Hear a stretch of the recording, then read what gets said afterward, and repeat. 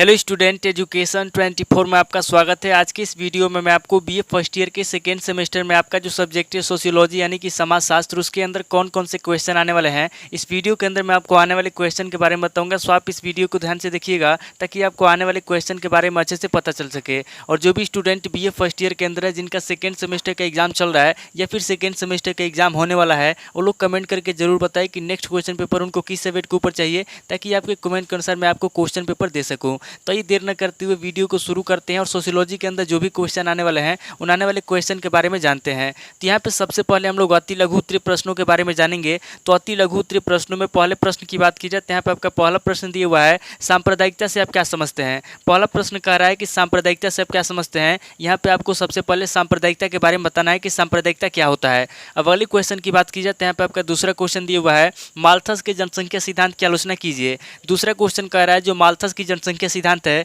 यहाँ पे आपको माल्थस के जनसंख्या सिद्धांत की आलोचना करना है, यानी कि माल्थस के जनसंख्या सिद्धांत की कमियां बताना है। अब अगली क्वेश्चन की बात की जाए तो यहाँ पे आपका तीसरा क्वेश्चन दिया हुआ है, दलित या अनुसूचित जाति का क्या अर्थ है। तीसरा क्वेश्चन कह रहा है कि दलित या अनुसूचित जाति का क्या अर्थ है। यहाँ पे आपको दलित या अनुसूचित जाति का अर्थ बताना है। अब अगली क्वेश्चन की बात की जाए तो यहाँ पे आपका चौथा क्वेश्चन दिया हुआ है, सामाजिक वर्ग की अवधारणा स्पष्ट कीजिए। चौथा क्वेश्चन कह रहा है कि सामाजिक वर्ग की अवधारणा क्या है। यहाँ पे आपको सामाजिक वर्ग की अवधारणा बताना है। अब अगली क्वेश्चन की बात की जाए तो यहाँ पे आपका पांचवा क्वेश्चन दिया हुआ है, धर्म का अर्थ एवं परिभाषा को संक्षेप में बतलाइए। पांचवा क्वेश्चन कह रहा है कि धर्म का क्या अर्थ है। यहाँ पे आपको सबसे पहले धर्म का अर्थ बताना है, उसके बाद आगे आपको धर्म की परिभाषा लिखना है। अब अगली क्वेश्चन की बात की जाए तो यहाँ पे आपका छठा क्वेश्चन दिया हुआ है, हिंदू विवाह क्या है। छठा क्वेश्चन कह रहा है कि हिंदू विवाह क्या है। यहाँ पे आपको हिंदू विवाह के बारे में बताना है। अब अगली क्वेश्चन की बात की जाए तो यहाँ पे आपका सातवां क्वेश्चन दिया हुआ है, जाति प्रथा की विशेषताएं बतलाइए। सातवां क्वेश्चन कह रहा है जो जाति प्रथा है उसकी क्या विशेषता है। यहाँ पे आपको जाति प्रथा की विशेषताएं बतलाना है। अब अगली क्वेश्चन की बात की जाए तो यहाँ पे आपका आठवां क्वेश्चन दिया हुआ है,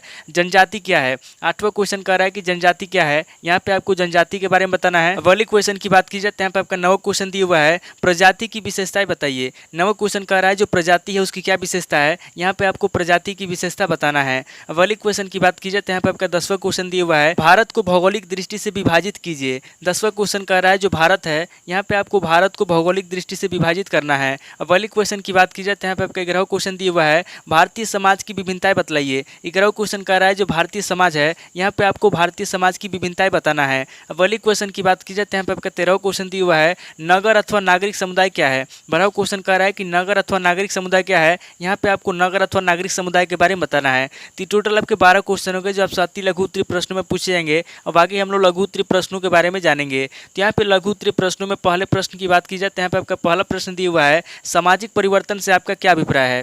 पहला प्रश्न कह रहा है जो सामाजिक परिवर्तन है उससे आपका क्या अभिप्राय है। यहाँ पे आपको सामाजिक परिवर्तन के बारे में बताना है। अब अगली क्वेश्चन की बात की जाए तो यहाँ पे आपका दूसरा क्वेश्चन दिया हुआ है, भारत में नक्सलवाद के स्वरूपों की व्याख्या कीजिए। दूसरा क्वेश्चन कह रहा है कि जो नक्सलवाद है, यहाँ पे आपको भारत में नक्सलवाद के स्वरूपों के बारे में बताना है। अब अगली क्वेश्चन की बात की जाए तो यहाँ पे आपका तीसरा क्वेश्चन दिया हुआ है, भारत में जनसंख्या विस्फोट पर टिप्पणी लिखिए। तीसरा क्वेश्चन कह रहा है जो जनसंख्या विस्फोट है, यहाँ पे आपको भारत में जनसंख्या विस्फोट पर टिप्पणी लिखना है। अब अगली क्वेश्चन की बात की जाए तो यहाँ पे आपका चौथा क्वेश्चन दिया हुआ है, अन्य पिछड़ा वर्ग से आप क्या समझते हैं। चौथा क्वेश्चन कह रहा है जो अन्य पिछड़ा वर्ग है उससे आप क्या समझते हैं। यहाँ पे आपको अन्य पिछड़ा वर्ग के बारे में बताना है। अब अगली क्वेश्चन की बात की जाए तो यहाँ पे आपका पांचवा क्वेश्चन दिया हुआ है, संयुक्त परिवार की प्रमुख विशेषताएं बताइए। पांचवा क्वेश्चन कह रहा है जो संयुक्त परिवार है उसकी प्रमुख विशेषता क्या है। यहाँ पे आपको संयुक्त परिवार की प्रमुख विशेषताओं के बारे में बताना है। अब अगली क्वेश्चन की बात की जाए तो यहाँ पे आपका छठा क्वेश्चन दिया हुआ है, जाति एवं वर्ग में अंतर कीजिए। छठा क्वेश्चन कह रहा है जो जाति एवं वर्ग है उसमें क्या अंतर है। यहाँ पे आपको जाति और वर्ग में अंतर बताना है। अब अगली क्वेश्चन की बात की जाए तो यहाँ पे आपका सातवां क्वेश्चन दिया हुआ है,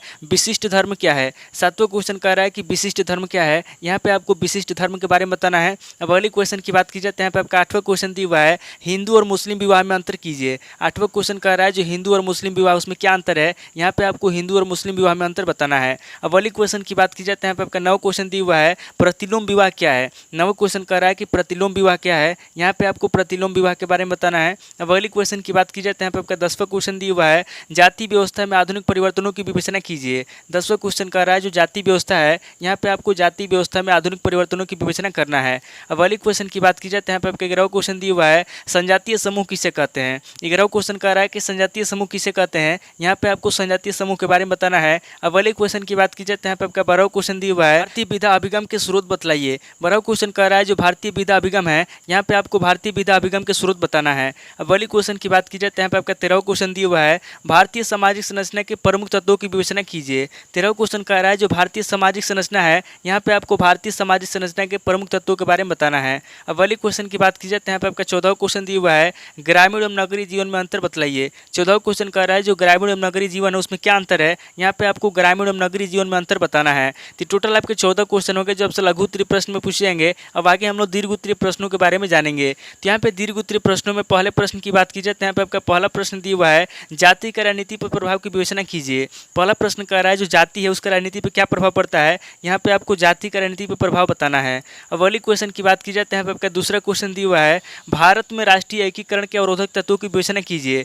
दूसरा क्वेश्चन कह रहा है जो राष्ट्रीय एकीकरण के अवरोधक तत्व है, यहाँ पे आपको भारत में राष्ट्रीय एकीकरण के अवरोधक तत्वों के बारे में बताना है। अब अगली क्वेश्चन की बात की जाए तो यहाँ पे आपका तीसरा क्वेश्चन दिया हुआ है, जनसंख्या वृद्धि पर नियंत्रण के उपाय बतलाइए। तीसरा क्वेश्चन कह रहा है जो जनसंख्या वृद्धि है, यहाँ पे आपको जनसंख्या वृद्धि पर नियंत्रण के उपाय बताना है। अब अगली क्वेश्चन की बात की जाए तो यहाँ पे आपका चौथा क्वेश्चन दिया हुआ है, भारत की जनसंख्या नीति की प्रमुख विशेषताएं क्या है। चौथा क्वेश्चन कह रहा है जो भारत की जनसंख्या नीति है उसकी प्रमुख विशेषता क्या है, यहाँ पे आपको भारत की जनसंख्या नीति की प्रमुख विशेषता बताना है। अब अगली क्वेश्चन की बात की जाए तो यहाँ पे आपका पांचवा क्वेश्चन दिया हुआ है, दलित शब्दों को स्पष्ट कीजिए, दलित समस्याओं के समाधान का उल्लेख कीजिए। पांचवा क्वेश्चन कह रहा है जो दलित शब्द है, यहाँ पे आपको सबसे पहले दलित शब्दों को स्पष्ट करना है, उसके बाद आगे आपको दलित समस्याओं के समाधान का उल्लेख करना है। अब अगली क्वेश्चन की बात की जाए तो यहाँ पे आपका छठा क्वेश्चन दिया हुआ है, पिछड़े वर्गों के कल्याण हेतु सरकारी प्रयासों की विवेचना कीजिए। छठा क्वेश्चन कह रहा है जो पिछड़े वर्ग हैं, यहाँ पे आपको पिछड़े वर्गों के कल्याण हेतु सरकारी प्रयासों के बारे में बताना है।